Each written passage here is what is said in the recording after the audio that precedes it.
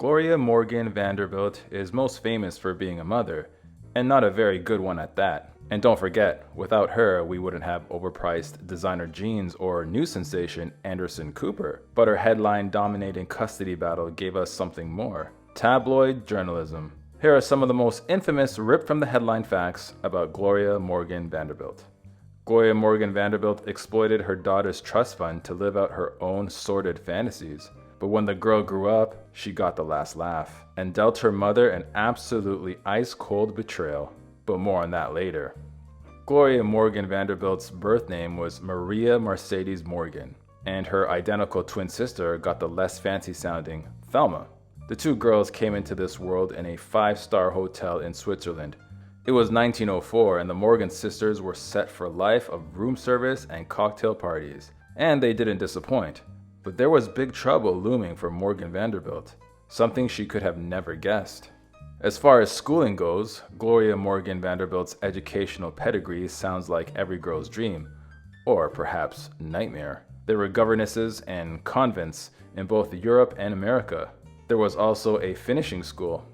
The last stop was at Miss Nightingale's School, an upscale college for women only. But her education suddenly came to an abrupt stop. With finishing school finished, Morgan Vanderbilt and her twin sister stopped their education and started to really live. In 1922, they got a townhouse on 5th Avenue in Manhattan. They were still teens, but somehow two girls living alone in the Big Apple didn't raise any eyebrows in her family.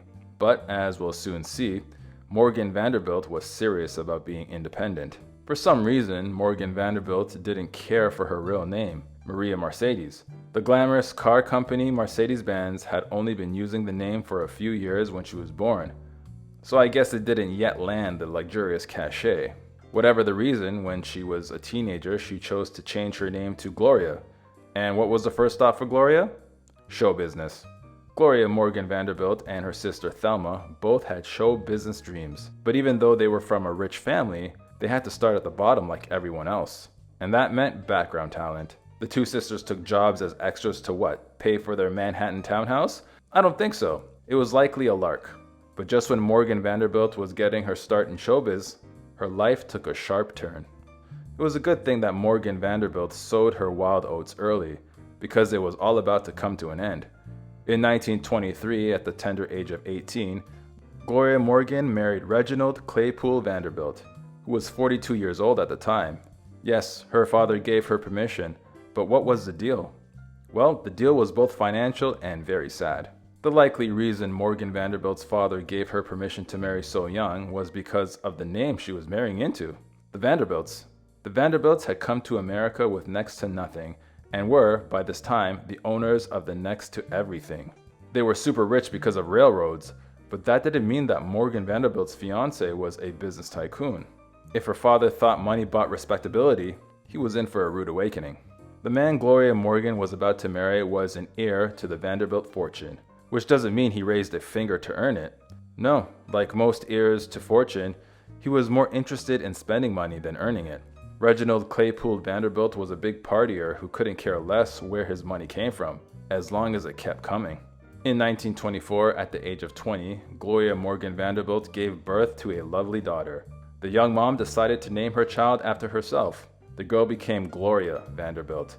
You know, the one who basically invented designer jeans and gave us Anderson Cooper. Well, once she finished with the annoying birthing, new mom Morgan Vanderbilt did something quite unmotherly. Shortly after giving birth, most parents spend some time bonding with their newborn. Not the Vanderbilts. Mother and father immediately took off on a round-the-world tour with little Gloria. For 10 months, no less. Would baby Gloria even remember her mom and dad? And who would take care of baby Gloria?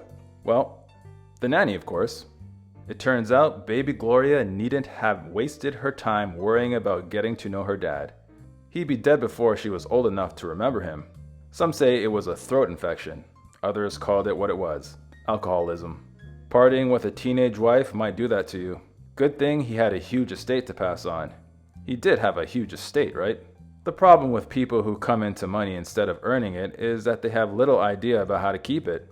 Morgan Vanderbilt's husband was a spender and not an earner. When he expired, he had less than $500,000 to his name. This wasn't enough for a girl born in a 5-star hotel, but there was some money floating around that Morgan Vanderbilt could get her hands on, if she was willing to bend the rules a little. It could be that Morgan Vanderbilt had money on her mind when she married the much older Reginald Vanderbilt, but when it came to his legacy, there wasn't much left to get. Thankfully, Vanderbilt had set up a trust fund for his daughter Gloria. It left the toddler $2.5 million. That's $36 million today. Of course, Morgan Vanderbilt was in charge of that trust. Lucky for her. As you can imagine, with that kind of cash at stake, things were about to get messy. Morgan Vanderbilt didn't inherit a fortune, but her daughter did. So as long as she was near baby Gloria, she was near the money. Because Morgan Vanderbilt was still a minor when she became a widow, the Vanderbilt estate decided to give her only a portion of the trust, $4,000 a month for childcare. Morgan Vanderbilt packed up the child and headed to Europe. But what she did with the $4,000 is downright scandalous. Morgan Vanderbilt had a whole scene going on in Europe. It was mostly her relatives and their various spouses. Her twin sister was, at the time, a secret mistress of Edward, Prince of Wales. You know, the one who abdicated the throne? So Gloria's $4,000 a month would help to keep the partying going. Oh yeah, and it would also buy the occasional toy for little Gloria.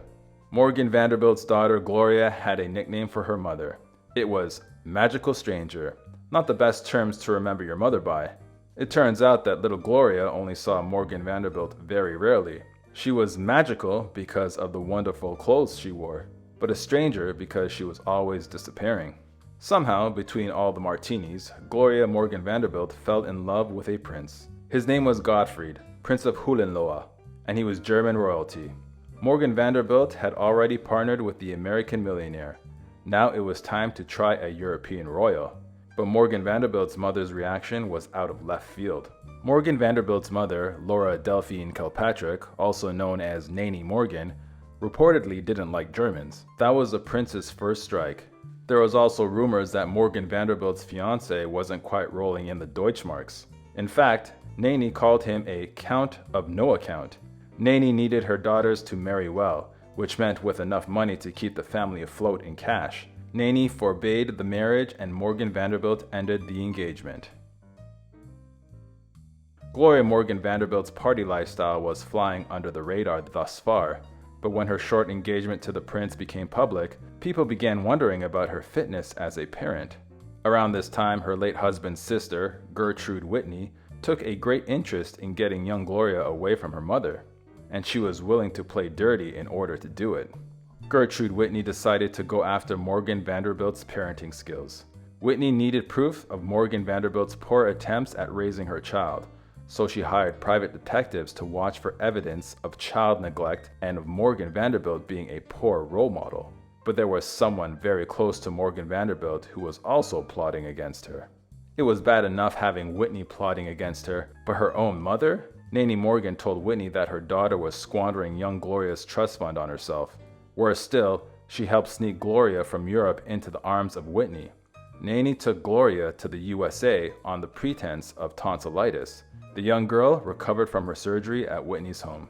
Little Gloria was living in the United States. Mother Gloria was in Europe and didn't seem to mind the situation at all. She didn't spend much time with her daughter anyway. But then a trustee of the estate decided that Morgan Vanderbilt didn't need quite so much money anymore. She wasn't caring for the child after all. The allowance was party money to Morgan Vanderbilt. It was all she had coming in. So what did Morgan Vanderbilt do when someone threatened that allowance? Gloria Morgan Vanderbilt didn't return to the US to be with her convalescing daughter. She came in search of cash. She realized if she wasn't living with her daughter, she wouldn't keep getting the money to raise her. Once in the US, Morgan Vanderbilt clued in that her in-laws and her mother were conspiring to take Gloria away from her. So she sprung into action. Morgan Vanderbilt wanted her daughter back. Some say it was only for the cash the child brought in, but let's not be too cynical. There must have been some parental bond in play here. Morgan Vanderbilt's rationale for getting her child back was that she was Gloria's rightful parent, which, to be fair, was true. But there were even more enemies fighting against Gloria Morgan Vanderbilt. It was becoming clear to Morgan Vanderbilt that young Gloria's nanny, Emma Kieslich, was working with Whitney to take the child away from her. Years later, Gloria said that she remembered hearing her mother and twin sister Thelma talking about Kieslich. She swears she heard one of them say, "First thing you must do is get rid of the nurse." Yikes. Get rid of? Morgan Vanderbilt wasn't wrong in suspecting who her enemies were, and one of them certainly was the nanny, Kieslich. Little Gloria told Kieslich what she'd heard, and Kieslich freaked out. She then lied to Morgan Vanderbilt and said that she was taking young Gloria to feed pigeons in the park, but there were no pigeons or park for Gloria that afternoon. Kieslich was certain that Morgan Vanderbilt was bad for her daughter, so she took the girl to Greenwich Village, where Auntie Whitney had a gallery. Young Gloria wasn't shy about describing her horrible life in her mother's hands. She told the shocked Whitney everything. Whitney had heard enough and started a custody trial that turned into the scandal of the decade. With such huge personalities and even bigger bankrolls, everyone knew that it was going to be a media frenzy. Before the custody trial began, the judge, out of concern for the child, begged Morgan Vanderbilt not to go ahead for the sake of the girl. He suggested that she have some pity for young Gloria. So what did Morgan Vanderbilt do? To some, it might seem that Morgan Vanderbilt didn't care about her daughter's welfare. After all, she was willing to put her young child through a messy trial. On the other hand, Gloria was her child. What mother wouldn't do anything to keep her family together? Morgan Vanderbilt wouldn't listen to the judge's pleas. The trial would go on. But then Gertrude Whitney did something unexpected. Whitney was desperate to get young Gloria away from Morgan Vanderbilt. To avoid a scandalous trial and get Gloria away from her mother, she offered Morgan Vanderbilt $50,000 per year to take her child away and raise her herself. This meager sum didn't impress Morgan Vanderbilt. She either really loved her daughter or she was in it for the big bucks and the prestige the Vanderbilt name brought her. Whichever it was, Morgan Vanderbilt said no to the cash offer. Once the trial started, Whitney's lawyers brought out various individuals who had witnessed Morgan Vanderbilt's improper lifestyle when it came to raising Gloria. Morgan Vanderbilt's former nurse described her on the witness stand as a lazy, loose woman who was indifferent to rats and vermin that swarmed in her house and cruel to her child. It did not look good. Included in the witnesses against Morgan Vanderbilt's improper lifestyle was her older sister, Gloria Morgan. Even though everyone seemed to know that she was emotionally and mentally unstable, Gloria offered stories of Morgan Vanderbilt's neglect of her daughter and also the poor example she was on her. Damaging testimony, especially when it comes from a sister. But there was something even worse coming from another family member. Nanny Morgan testified that her daughter slept until 1 or 2 o'clock in the afternoon, and from that time until the early hours of the following morning, she was at cocktail parties, dinners, and nightclubs. According to Nanny, her daughter put her own pleasure above Gloria's, sometimes even physically pushing Gloria away. Little Gloria was like a poor orphan. She was not wanted, said Nanny. Kieslich, the nanny, corroborated what Nanny Morgan said and added that Morgan Vanderbilt devoted practically no time to the child. But then Kieslich added something particularly incriminating. She said that Morgan Vanderbilt only paid attention to the child when she was teaching her how to make a cocktail. Well, doesn't every family need a shared hobby? Tensions were high the day young Gloria Vanderbilt took the stand to testify against her own mother. She complained that Morgan Vanderbilt had moved her around a lot and how she now enjoyed having a real home with Whitney. She said that she preferred going to a normal school and having friends her own age to play with. But onlookers may have noticed a certain stiffness to Gloria's testimony. It was pretty clear to anyone in the courtroom that Whitney's lawyers had coached Gloria on what to say. Her performance was a little too assured. Gloria kept to the script regarding the testimony against her mother. Some people alleged that the script included a made-up story, one Vanderbilt never had to tell, about Prince Gottfried purposely burning her. All these sordid allegations against Morgan Vanderbilt whipped the media into a frenzy. It was the middle of the Great Depression and the public was starving for scandalous stories about the rich, especially when they were falling from grace. Years later, media experts said the trial was the first tabloid sensation, but there was still more scandal to come. To prove that Morgan Vanderbilt was an unfit mother, Whitney's team of lawyers even brought in servants from when Morgan Vanderbilt was raising Gloria in Europe. They reported all the usual stories, that she gave all-night parties, slept till 6 p.m., and ignored her child. But then one maid reported something that stopped the trial in its tracks. Maria Caillot, a Parisian maid who served Morgan Vanderbilt in Paris, made a far more scandalous accusation. She accused Morgan Vanderbilt of being in a lesbian relationship with Lady Nada Milford Haven. The maid claimed she had caught the pair in bed together, making love. The courtroom went eerily silent, and then all hell broke loose. The courtroom went from silent to the very opposite. In fact, no one could hear anyone speak. The story about the lesbian relationship caused the court to erupt in a din of disapproval. The judge was at a loss. How could he continue? He couldn't hear the witnesses. He sent the public out, and from then on, it was a closed courtroom. Some of Gloria Morgan Vanderbilt's siblings took the stand in her defense. They attempted to make Whitney the villain, calling her a mudslinger. Even Morgan Vanderbilt's former fiancé, Prince Gottfried, and his wife stood up to defend Morgan Vanderbilt against what they called the lies of malicious servants. Actress Constance Bennett said the stories of all-night drinking and dancing parties were lies and called Morgan Vanderbilt an ideal and perfect mother. But what about that lesbian affair? Lady Nada Milford Haven took the stand and vehemently denied the claims of a lesbian affair with Morgan Vanderbilt. The alleged affair was a huge detriment to Morgan Vanderbilt's custody case, and after it was all over, it was mostly thought to be a complete lie with unsubstantial evidence. Whitney and her lawyers were clearly playing dirty, but there were worse things to come for Morgan Vanderbilt. The trial and media frenzy went on for a year, with most of the witnesses describing Morgan Vanderbilt as an unfit mother. It's not surprising that she lost. Gertrude Whitney would be the guardian of Gloria, and Morgan Vanderbilt would see her only on weekends. But what about the money? What was Morgan Vanderbilt going to live off? With the daughter went the trust fund. Since Morgan Vanderbilt's million-dollar baby was now out of her reach, she had virtually no income. But not exactly nothing. The trust fund offered her $21,000 per year to live. Not much for Morgan Vanderbilt's extravagant lifestyle. Ironically, it was an allowance coming from her own daughter. Morgan Vanderbilt moved to California and saw her daughter rarely. But when Gloria was 17, she went to spend the summer with her mother. Morgan Vanderbilt got a second chance to make up for her previous mistakes. But motherhood just didn't seem to be in her wheelhouse. Morgan Vanderbilt let Gloria do anything she wanted. It must have been such a disappointment for Gloria. Or so you'd think. Remember, Morgan Vanderbilt's daughter was now a teenager and she was a Vanderbilt. Seems she now enjoyed the partying and the freedom her mom gave her. She even dated a few famous names, actor Errol Flynn and millionaire Howard Hughes. When the summer ended, she decided to forget about high school back in New York and stay in sunny California with her mother. But is there any chance all this could turn out well? So, Morgan Vanderbilt was allowing Gloria to have a great time in California. The young woman was dating around and enjoying being young. This was a different life than the one she had back with uptight Whitney in New York. But remember how Morgan Vanderbilt married a rich man at a young age? Well, she had the same plan for Gloria. Morgan Vanderbilt liked having her Vanderbilt daughter around her in California. She even pushed her toward wedded life. But her choice of a husband was strange. He was Pat DeChico, an agent who was also involved in gang life. He was 32.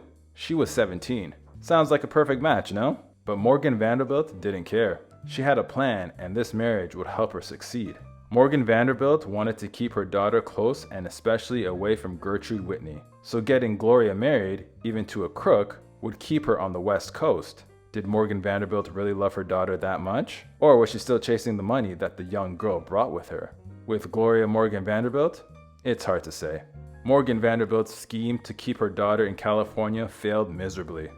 Gloria's marriage to the gangster ended. Gloria said that it was abusive. Once again, mother and daughter were on poor terms. Gloria left California and her mother for good. But young Gloria wasn't through punishing her mother.